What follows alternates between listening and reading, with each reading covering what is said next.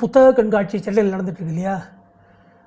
ஏகப்பட்ட பேர் புத்தக கண்காட்சிக்கு போயிட்டு நிறைய புஸ்தகம் வாங்கிட்டு வருவாங்க.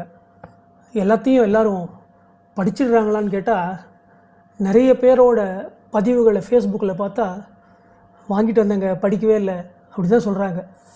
ஆர்வமாக புஸ்தகம் வாங்குறது மாத்திரம் நிறைய இருக்குது. நானே புத்தக கண்காட்சிக்கு போயிட்டு நிறைய புக்ஸு வாங்கிட்டு வந்திருக்கேன் ஆர்வத்தோட.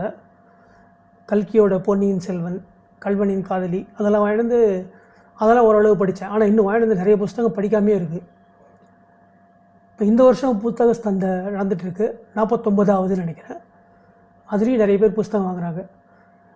நான் 3 இயர்ஸ்க்கு முன்னாடி போயிட்டு ரொம்ப ஆர்வத்தோடு வாங்கின புத்தகங்களில் ஒன்று இவ்வளவு தடிமனாக இருக்கிற சித்தர் பாடல்கள் அப்படின்ற புக்கு. இதை வந்து இப்போ தான் படிக்க ஆரம்பிச்சிருக்கேன் ஆர்வத்தோட. இதில் ஒரே ஒரு சித்தர் பாடல் ஒரு 2 டேஸ்க்கு முன்னாடி படித்தேன். இது வந்து கடுவெளி சித்தர் அப்படிங்கிறவர் எழுதின பாடல்களை பற்றி. அதில் ஒரு பாடலில் ஒரு இன்ட்ரொடக்ஷன் மாதிரி கொடுத்தாங்க. அதுவே அவ்வளோ சூப்பராக இருக்குது. இது கேளுங்க.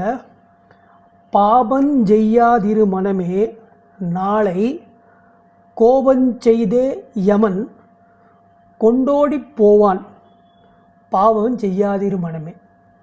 அதாவது பாவங்களை செய்யாதிரு, ரொம்ப பாவம் பண்ணினா கோபம் கொண்ட யமன் வந்து கூட்டிகிட்டு போயிடுவான் ஒன்று சீக்கிரமே. அதனால் பாவம் செய்யாதிரு. இன்றைக்கி தை பொங்கல் நல்ல நாள், ஒரு நல்ல விஷயத்தை தெரிஞ்சுக்கிட்டோம் இல்லையா? அடுத்தது சொல்கிறாரு, நீர்மேல் குமிழி இத்தேகம் இது நில்லாது போய்விடும் நீ அறி மாயம். அதாவது தண்ணி மேலே இருக்கிற நீர்க்குமிழி போலவா இந்த தேகம், இது நில்லாது போய்விடும், இதுக்கு நிலவே இது நின்று நிலைக்காது, அழியக்கூடியது, அதுதான் உலக மாயம். பார்மீதில் மெத்தவும் நேயம் சற்றும் பற்றாது இருந்திட பண்ணும் உபாயம். அதாவது இந்த உலகத்தில் ஆசைகளை களைஞ்சி இருக்கிறது,